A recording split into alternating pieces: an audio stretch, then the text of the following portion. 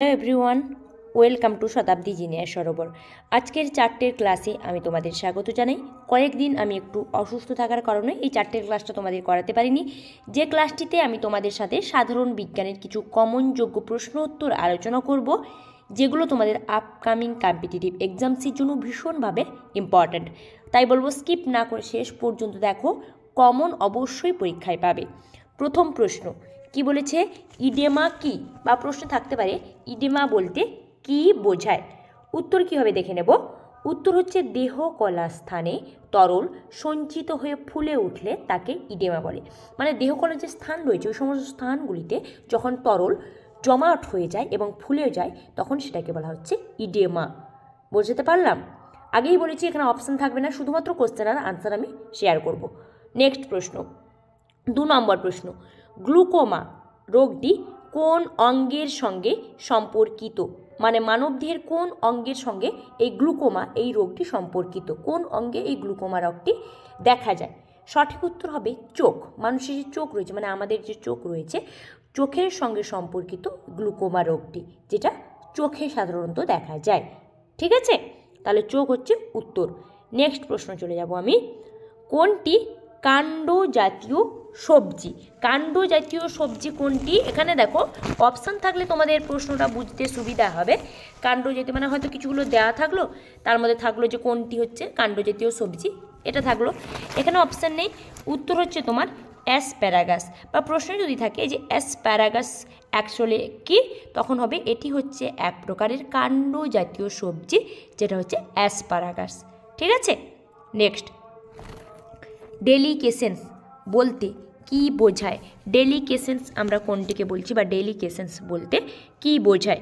উত্তর হচ্ছে বাতাসের সংস্পর্শে মানে বায়ুর সংস্পর্শে এসে যখন কোনো পদার্থ আর্দ্রতা শোষণ করে, সেই আর্দ্রতা শোষণ করার যে বৈশিষ্ট্য, এই বৈশিষ্ট্যকে বলা হচ্ছে ডেলিকেসেন্স। বা প্রশ্ন থাকতে পারে বাতাসের সংস্পর্শে এসে পদার্থের আর্দ্রতা শোষণের বৈশিষ্ট্যকে কি বলে? আনসার হবে ডেলিকেসেন্স। নেক্সট, কোন গাছ তার ডাল থেকে মাটিতে শিকড় ছড়িয়ে দেয়? মানে ডাল থেকে মাটিতে পুরোপুরি শিকড়টাকে ছড়িয়ে দিবে, ডাল থেকে মাটিতে। কোন গাছ? ঠিক আছে, অপশান নেই, তবু এটা খুবই ইজি একটা কোশ্চেন। ডাল থেকে মাটিতে শিকড় ছড়িয়ে দেয় কে? উত্তর হচ্ছে বট গাছ, যেটা তার ডাল থেকে মাটিতে শিকড়কে ছড়িয়ে দেয়। ঠিক আছে, মানে পুরোপুরি ডাল থেকে শিকড়টা মাটিতে ছড়িয়ে পড়ে। নেক্সট, বাতাসে কোন গ্যাসের উপস্থিতিতে পিতল বিবর্ণ হয়ে যায়?